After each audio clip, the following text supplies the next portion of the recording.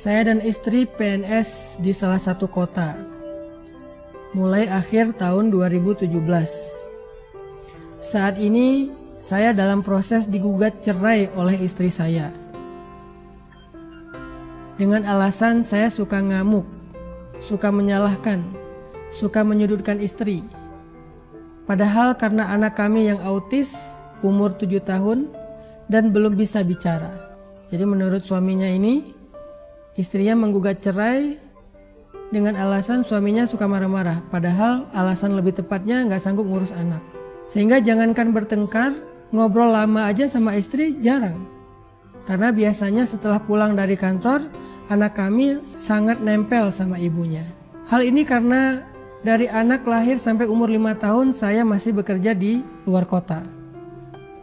Pulang kadang 1 bulan sekali atau seminggu sekali ketika akhir pekan. Lebaran pun saya tidak bisa pulang lama karena saya bekerja sebagai salah satu petugas di pelabuhan. Sekarang saya hanya bisa bertemu anak saya 1 minggu sekali, pintu pagar selalu digembok. Istri diajak bertemu juga tidak mau. Selalu sengaja menghindar kalau waktunya saya berkunjung. Chat di WA juga hanya direspon kalau hanya terkait dengan kebutuhan anak kami. Ustadz, bagaimana saya melanjutkan hubungan saya ini? Teman-teman yang dirahmati Allah Subhanahu wa Ta'ala, dulu di masa tabi'in itu ada sebuah cerita. Seorang laki-laki namanya Abdullah Al-Quraisy. Abdullah Al-Quraisy ini adalah seorang suami, seorang laki-laki yang punya istri sangat pemarah. Dia punya pasangan sangat pemarah. Setiap hari kerjanya marah-marah. Kalau istrinya nggak marah, berarti istrinya lagi sakit parah. Karena normalnya dia selalu marah-marah. Suaminya itu dimarahin, dijelek-jelekin, dihina, dicela di depan orang banyak, bahkan sesekali disakiti secara fisik dengan dipukul atau dilempari dengan barang-barang tertentu. Pokoknya Abdullah Al-Quraisy ini punya seorang istri yang durhaka, yang akhlaknya tuh jelek banget. Bertahun-tahun Abdullah Al-Quraisy ini sabar. Dia nggak pernah ngeluh, dia nggak pernah membalas, apalagi sampai menceraikan istrinya. Dia nggak tega banget. Dia kasihan sama istrinya. Walaupun dia sedih, dia kecewa, dia sakit hati, tapi dia nggak tega. Dia kasihan. Dia hanya ngebayangin kalau diceraikan istrinya ini gimana nanti, siapa yang menafkahi. Dan adakah laki-laki yang mau memiliki istri kayak gini? Makanya dia nggak tega untuk menceraikan. Bertahun-tahun dia sabar. Sampai satu hari dia udah nggak tahan lagi, karena mungkin ini puncaknya. Mungkin ini istrinya kali ini marahnya luar biasa. Sampai akhirnya Abdullah Al-Quraisy udah gak tahan dengan istrinya. Dia pun pergi dari rumah. Dia pergi dari rumah untuk menenangkan diri dan menguatkan hati untuk memutuskan apakah bertahan atau menceraikan istrinya. Untuk sampai kepada keputusan itu dia perlu menyendiri. Dia perlu memikirkan matang-matang. Dia perlu berdoa kepada Allah. Akhirnya dia pergi dari rumah. Dia masuk ke sebuah masjid kecil yang ada di pinggir kota. Dia berniat untuk iktikaf di masjid itu. Ketika dia masuk ke dalam masjid tersebut, dia melihat ada 2 orang laki-laki di dalam masjid itu juga sedang beriktikaf, tapi mereka musafir. Jadi pada masa dulu masjid itu terbuka 24 jam. Dan banyak sekali musafir yang singgah dan istirahat di masjid. Jadi masjid bisa jadi seperti semacam guest house. Dia masuk ke masjid itu. Dia mendapati ada 2 laki-laki sedang iktikaf juga di sana. Sedang berzikir, sholat, ibadah. Maka Abdullah Al-Quraisy ikut ibadah di situ. Pada hari Senin, waktu itu mereka berpuasa.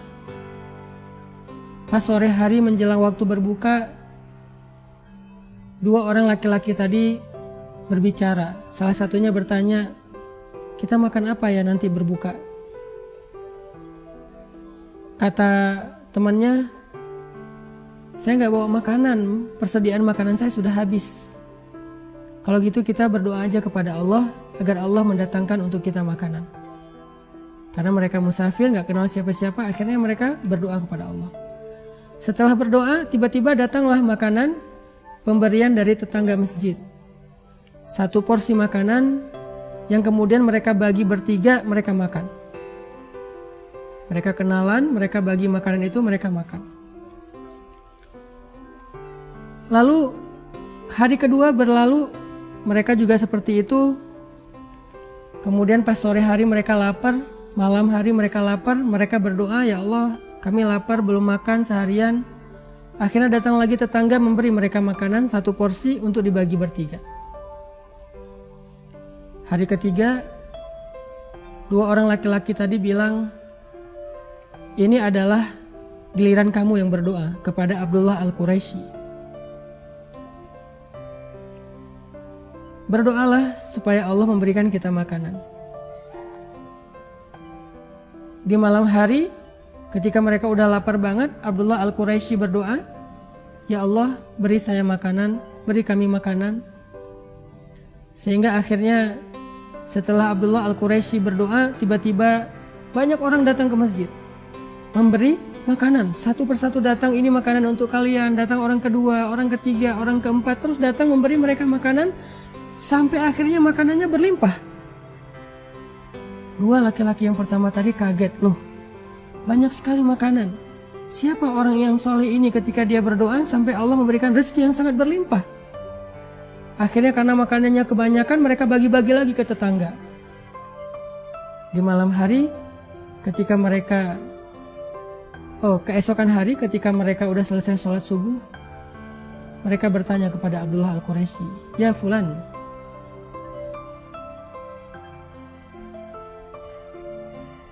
kenapa ketika engkau berdoa kepada Allah, Allah mendatangkan kita rezeki yang sangat berlimpah? Siapakah engkau? Siapa namamu?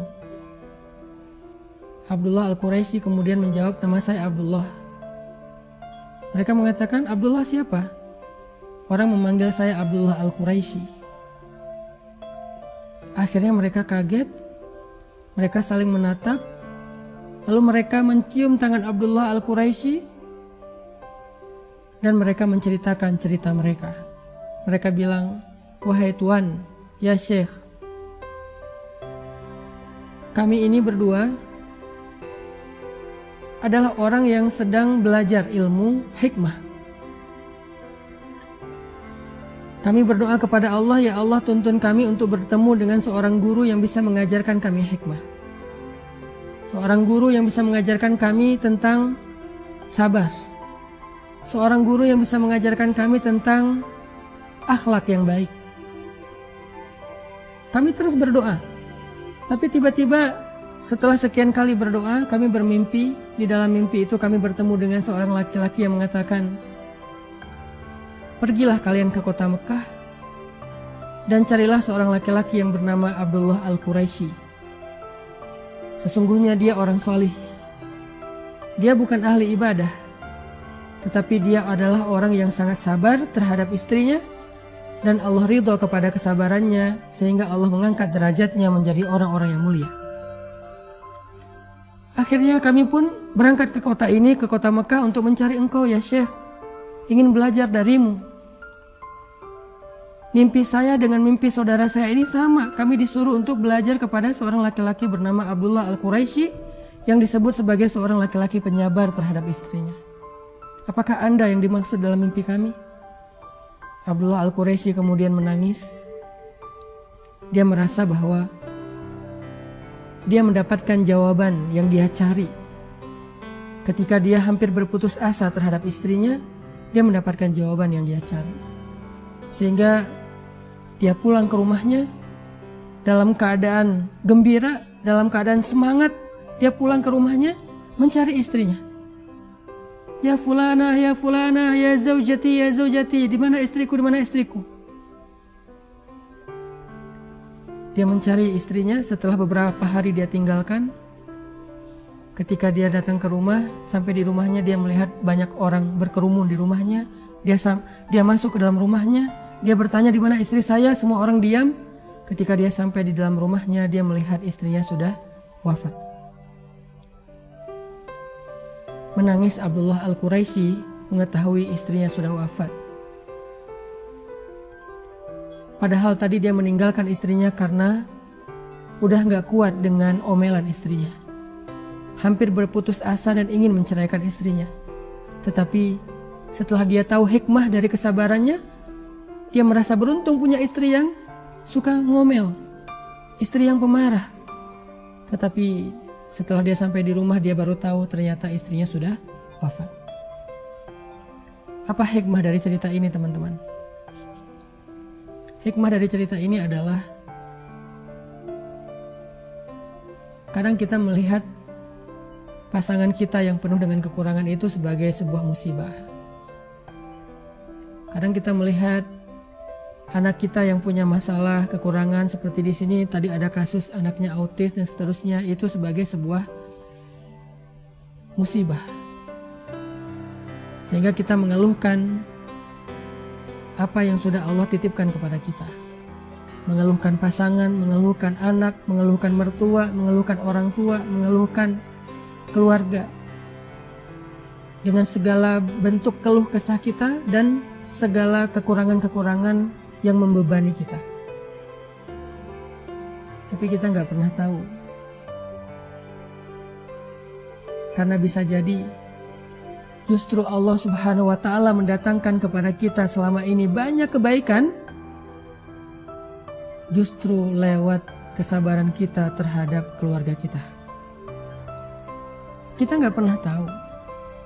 Bisa jadi selama ini karir kita itu bagus karena Allah melihat kesabaran kita di rumah. Kita nggak pernah tahu. Bisa jadi bisnis kita selama ini berkembang dan memberikan hasil yang luar biasa, itu karena Allah ingin memberikan kita balasan atas kesabaran kita selama kita di rumah tangga. Kita nggak pernah tahu. Bisa jadi kita sukses itu sebagai balasan dari Allah karena kesabaran kita di rumah. Kita nggak pernah tahu. Bisa jadi banyak dari kebaikan hidup kita itu datangnya lewat kesabaran kita terhadap orang-orang yang ada di dekat kita. Sehingga ketika kita lari dari masalah itu, ketika kita lari berputus asa dari ujian itu, mencoba untuk mencari sesuatu yang lebih nyaman, bisa jadi Allah juga akan mencabut keberkahan dan kebaikan yang selama ini Allah berikan kepada kita. Kita nggak pernah tahu. Itulah kenapa Allah Subhanahu wa Ta'ala berfirman, fa inna ma'al usri yusra. Inna ma'al usri yusra. Sesungguhnya bersama kesulitan ada kemudahan. Bersama kesulitan ada kemudahan. Bersama istri yang suka ngomel, Allah datangkan kemuliaan.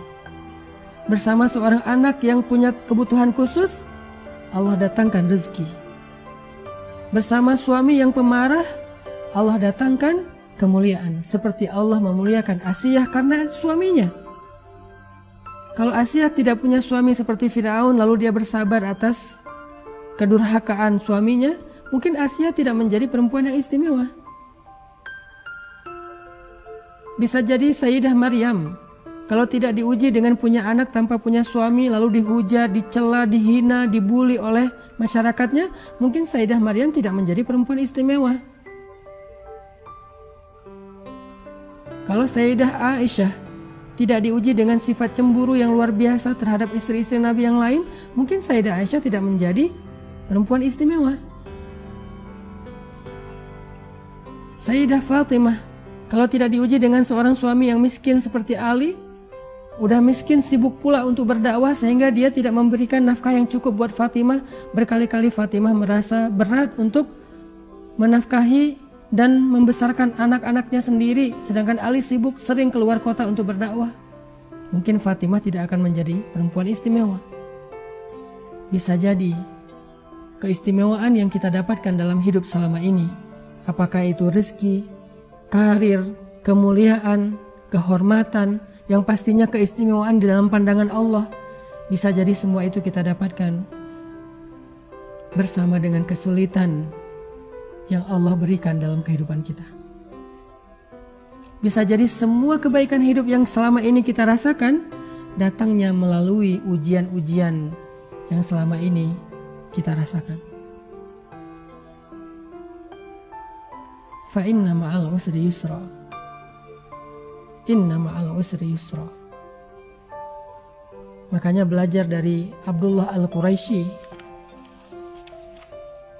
bersabarlah terhadap pasangan kita. Teruslah meminta kepada Allah agar Allah memberinya petunjuk, agar Allah memberinya hidayah. Bersabarlah terhadap anak kita. Jangan berputus asa, karena Allah yang maha menyembuhkan, Allah yang maha memberikan petunjuk, Allah yang maha mengubah segala sesuatu. Kun fayakun. Jangan berputus asa. Lihatlah di sekeliling kita. Bukankah nikmat yang Allah berikan kepada kita lebih besar daripada ujian? Sehingga ketika Nabi merasa sedih karena kehilangan putra kesayangannya, Allah Subhanahu wa ta'ala berfirman, Inna a'tainakal kautsar. Al-Kautsar, nikmat yang sangat banyak. Allah ingin kepada Nabi, Allah ingin Nabi itu melihat nikmat yang ada di sekitar beliau, dalam kehidupan beliau jauh lebih besar, lebih banyak daripada ujian yang Allah berikan kepada beliau.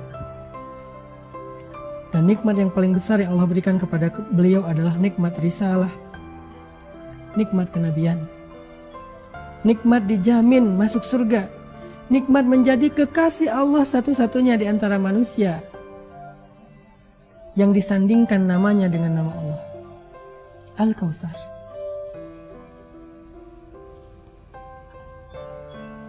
Maka cobalah kita lihat di sekeliling kita, dalam kehidupan kita.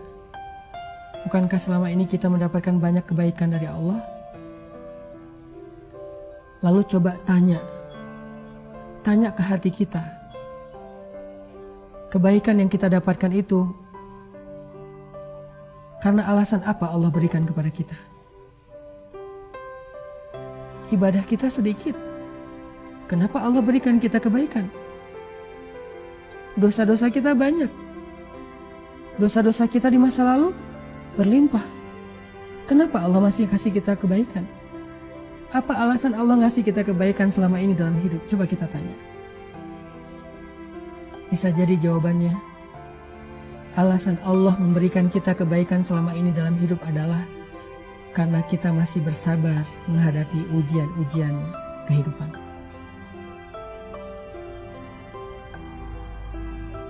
Begitu kita berputus asa, lari dari ujian itu, bisa jadi di waktu yang sama Allah juga akan mencabut satu persatu dari kebaikan hidup kita. Jangan lari dari ujian Allah, tapi berusahalah untuk mencari jalan keluar, tapi jangan lari. Jangan menghindar, jangan berputus asa.